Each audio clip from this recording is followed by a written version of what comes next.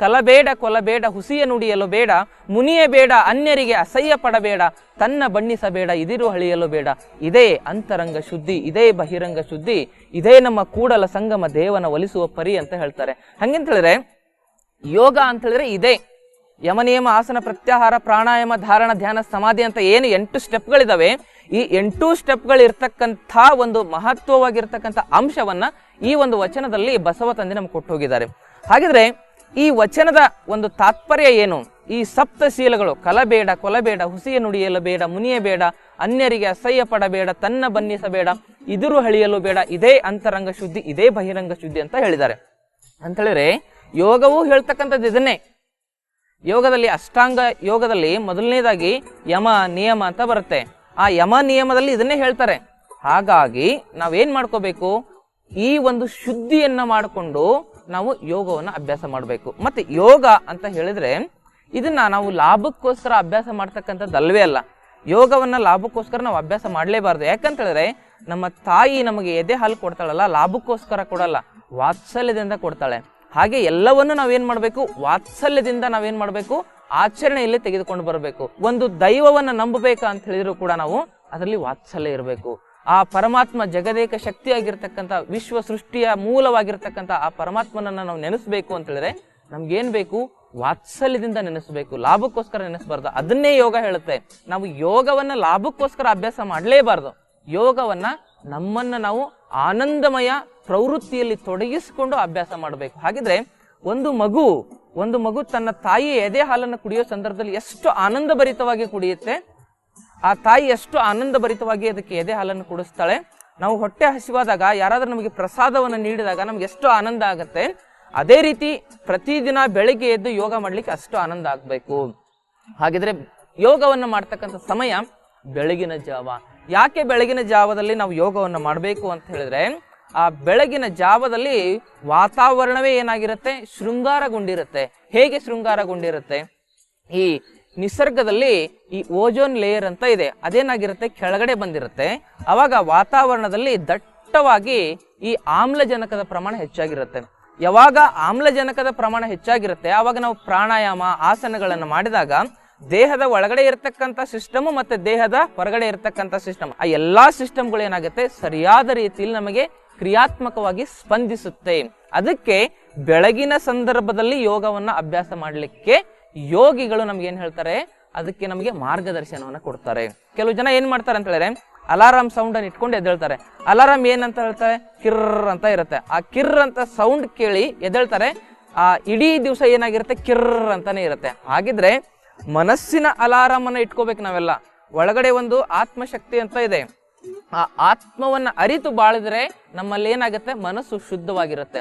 ಹಾಗಿದ್ರೆ ಮನಸ್ಸು ಶುದ್ಧವಾಗಿದ್ರೆ ಆತ್ಮವು ಚೆನ್ನಾಗಿರುತ್ತೆ. ಆತ್ಮ ಮನಸ್ಸು ಅಂತಕ್ಕಂಥದ್ದು ಬೇರೆ ಬೇರೆ ಅಲ್ವೇ ಅಲ್ಲ. ಇವೇ ಹೆಂಗೆ ಅಂತ ಹೇಳಿದ್ರೆ ತಾಯಿ ಮಗು ಇದ್ದ ಹಾಗೆ. ಮಗು ಅಂತಕ್ಕಂಥದ್ದು ಮನಸ್ಸು, ಆತ್ಮ ಅಂತಕ್ಕಂಥದ್ದು ತಾಯಿ ಇದ್ದ ಹಾಗೆ. ಹಾಗಿದ್ರೆ ಮಗುವನ್ನ ತಾಯಿ ಸರಿಯಾಗಿ ಪಾಲನೆ ಮಾಡಬೇಕು, ತಾಯಿಯನ್ನ ಮಗು ಚೆನ್ನಾಗಿ ನೋಡ್ಕೋಬೇಕು. ಅದಕ್ಕೆ ಯೋಗ ಅಂತ ಕರೀತಾರೆ.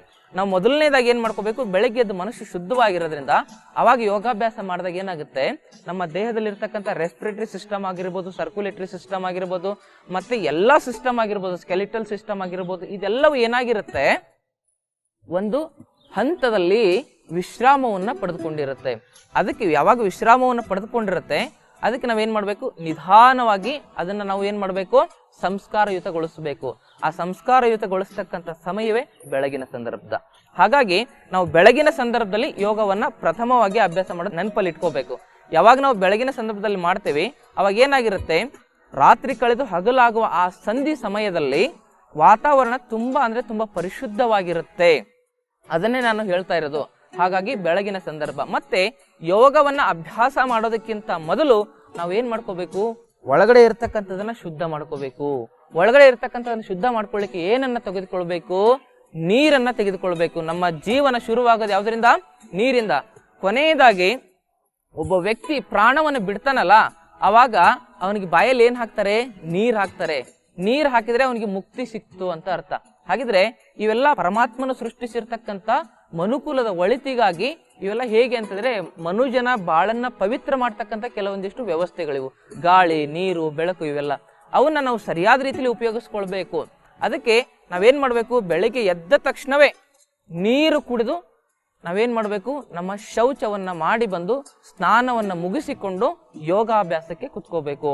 ನಾವು ಸುಮ್ಮನೆ ಎದ್ದು ನಿದ್ದೆಗಣ್ಣಲ್ಲಿ ಎದ್ಕೊಂಡು ಯೋಗಾಭ್ಯಾಸ ಮಾಡಿದ್ರೆ ಏನೂ ಆಗಲ್ಲ. ಮೊದಲು ಏನ್ ಮಾಡ್ಬೇಕು, ಎದ್ದೇಳಬೇಕು, ಎದ್ದ ತಕ್ಷಣವೇ ನೀರು ಕುಡಿಬೇಕು. ನಮ್ಮ ಜೀವನ ಪ್ರಾರಂಭ ಆಗೋದು ಯಾವುದರಿಂದ, ನೀರಿಂದ ಆಗಬೇಕು. ಹಾಗೆ ನೀರು ಕುಡಿದ ತಕ್ಷಣವೇ ನಾವೇನ್ ಮಾಡ್ಕೋಬೇಕು, ಹೊಟ್ಟೆಯನ್ನ ಕ್ಲೀನ್ ಮಾಡ್ಕೋಬೇಕು. ಹೊಟ್ಟೆ ಕ್ಲೀನ್ ಮಾಡ್ಕೊಳ್ಳೋದು ಅಂತ ಹೇಳಿದ್ರೆ ಮಲ ವಿಸರ್ಜನೆಗೆ, ಮೂತ್ರ ವಿಸರ್ಜನೆಗೆ ಹೋಗೋದು. ಆ ಎರಡೂ ಆದ ಮೇಲೆ ಏನ್ ಮಾಡ್ಕೋಬೇಕು, ನಮ್ಮ ಶರೀರವನ್ನ ಸ್ವಚ್ಛಾಗಿ ತೊಳ್ಕೋಬೇಕು. ಸ್ವಚ್ಛಾಗಿ ತೊಳ್ಕೊಂಡು ಆಮೇಲೆ ಚೆನ್ನಾಗಿರೋ ಒಂದು ಸ್ವಲ್ಪ ಶುಭ್ರವಾಗಿರ್ತಕ್ಕಂಥ ಬಟ್ಟೆಯನ್ನು ಹಾಕೊಂಡ್ರೆ ಒಂದು ಕಳೆ ಬರುತ್ತೆ ನಮಗೆ. ಆ ಕಳೆಯಲ್ಲಿ ನಾವು ಯೋಗಾಭ್ಯಾಸ ಮಾಡಬೇಕು. ಇದು ಫಸ್ಟ್ ಆಗಿರ್ತಕ್ಕಂಥದ್ದು. ಇದನ್ನ ನಾವು ಸ್ಪಷ್ಟವಾಗಿ ತಿಳ್ಕೊಬೇಕಾಗಿರ್ತಕ್ಕಂಥದ್ದು. ಮತ್ತೆ ನೆಕ್ಸ್ಟ್ ಏನ್ ಮಾಡಬೇಕು, ಯೋಗ ಅಭ್ಯಾಸ ಮಾಡಬೇಕು ಅಂತ ಹೇಳಿದ್ರೆ ನಾವು ಮೊದಲನೇದಾಗಿ ಅರ್ಥ ಮಾಡ್ಕೋಬೇಕಾಗಿರೋದು ಏನು ಅಂತ ಹೇಳಿದ್ರೆ ಸಮತೆಯನ್ನ ಕಾಯ್ದುಕೊಳ್ಬೇಕು. ಎಲ್ಲದರಲ್ಲೂ ಸಮತೆ, ಈಕ್ವಾಲಿಟಿಯನ್ನ ಕಾಯ್ದುಕೊಳ್ಬೇಕು. ಯಾವುದೇ ಒಂದು ಆಸನ ಮಾಡಬೇಕು ಅಂತ ಹೇಳಿದ್ರೆ, ಯಾವುದೇ ಒಂದು ಪ್ರಾಣಾಯಾಮ ಮಾಡಬೇಕು ಅಂತ ಹೇಳಿದ್ರೆ ಅದನ್ನ ಅತಿ ವೇಗವಾಗಿಯೂ ಮಾಡಬಾರ್ದು, ಅತಿ ನಿಧಾನವಾಗಿಯೂ ಮಾಡಬಾರ್ದು. ಈಕ್ವಲ್ ಆಗಿರ್ಬೇಕು. ನಮ್ಮ ಜೀವನದಲ್ಲಿ ಎಲ್ಲವೂ ಈಕ್ವಲ್, ಎಲ್ಲವೂ ಬ್ಯಾಲೆನ್ಸ್ ಆಗಿರ್ಬೇಕು. ಅದೇ ಯೋಗ ಅಂತ ಹೇಳೋದು. ಯೋಗ ಅಂತ ಹೇಳಿದ್ರೆ ಕಾಂಪಿಟೇಷನ್ ಅಂತ ಅಲ್ವೇ ಅಲ್ಲ. ಯೋಗ ಅಂತ ಹೇಳಿದ್ರೆ ಕಾಂಪ್ರಮೈಸೇಷನ್ ಅಂತ ಹೇಳಿದ್ರೆ ನಮ್ಮ ಒಳಗಡೆ ಇರತಕ್ಕಂಥ ಎಲ್ಲಾ ಕೆಟ್ಟ ಗುಣಗಳನ್ನ ಹೊರಗಡೆ ಹಾಕಿ ಒಳ್ಳೇದ್ರ ಜೊತೆಗೆ ನಮ್ಮನ್ನ ನಾವು ಕಾಂಪ್ರಮೈಸ್ ಮಾಡ್ಕೊಳ್ಳೋದಕ್ಕೆ ಯೋಗ ಅಂತ ಕರೀತಾರೆ. ಹಾಗಿದ್ರೆ ಯೋಗ ಅಂತಕ್ಕಂಥದನ್ನ ಆಚರಣೆಯಲ್ಲಿ ತಂದುಕೊಳ್ಬೇಕು ಅಂತ ಹೇಳಿದ್ರೆ ನಾವೇನ್ ಮಾಡ್ಕೋಬೇಕು, ಮೊದಲು ನಾವೆಲ್ಲ ಯೋಗಿಕ ಜೀವನ ಶೈಲಿಯನ್ನ ಅರ್ಥ ಮಾಡ್ಕೋಬೇಕು. ಯೋಗಿಕ ಜೀವನ ಶೈಲಿ ಅಂತ ಹೇಳಿದ್ರೇನು, ಚಿಗುರು ತಿಂದು ಚಿಗುರೆ ತರ ಇರು ಅಂತ ಹೇಳ್ತಾರೆ. ಅದಕ್ಕೆ ಕಲಬೇಡ ಕೊಲಬೇಡ ಅಂತ ಹೇಳಿದ್ರೆ ಯಾವುದನ್ನು ಹಿಂಸೆ ಮಾಡಬಾರ್ದು, ಯಾವುದಕ್ಕೂ ಮೋಸ ಮಾಡಬಾರ್ದು. ಇದರಲ್ಲೇ ನಮಗೇನಾಗುತ್ತೆ, ಆತ್ಮ ದರ್ಶನವಾಗುತ್ತೆ, ಸಾಕ್ಷಾತ್ ಪರಮಾತ್ಮನ ದರ್ಶನವಾಗುತ್ತೆ. ನಾವು ಬೇರೆಯವ್ರಿಗೆಲ್ಲ ಹಿಂಸೆ ಮಾಡಿ ಎಲ್ಲ ಇದು ಮಾಡಿ ಬೇರೆ ಏನೇ ಎಷ್ಟೇ ನಾವು ಪೂಜೆ ನೈವೇದ್ಯ ಏನೇ ಮಾಡಿದ್ರು ಕೂಡ ಅದು ಸಲ್ಲದು. ಅದಕ್ಕೆ ಯೋಗದ ಮೊದಲ ಸೂತ್ರವಿದೆ, ಏನಂತ ಹೇಳಿದ್ರೆ ಹಿಂಸೆ ಮಾಡಬಾರ್ದು, ಬ್ಯಾಲೆನ್ಸ್ ಆಗಿರ್ಬೇಕು ನಮ್ಮ ಜೀವನ ಅಂತಕ್ಕಂಥದ್ದು.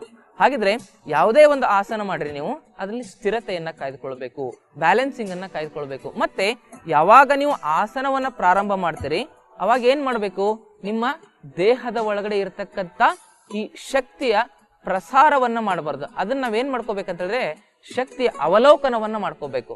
ನಾವೇನ್ ಮಾಡ್ಕೋಬೇಕು, ಶಕ್ತಿಯ ಅವಲೋಕನವನ್ನ ಮಾಡ್ಕೋಬೇಕು, ಪ್ರಸಾರವನ್ನ ಮಾಡಬಾರ್ದು. ಶಕ್ತಿ ಪ್ರಸಾರ ಮಾಡ್ಲಿಕ್ಕೆ ಇರೋದಲ್ಲ, ಶಕ್ತಿ ಅವಲೋಕನ ಮಾಡಬೇಕು.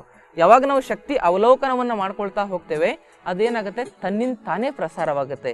ಅದಕ್ಕೆ ಏನ್ ಹೇಳ್ತಾರೆ ಅಂತ ಹೇಳಿದ್ರೆ natural process of the energy ಅಂತ ಕರೀತಾರೆ.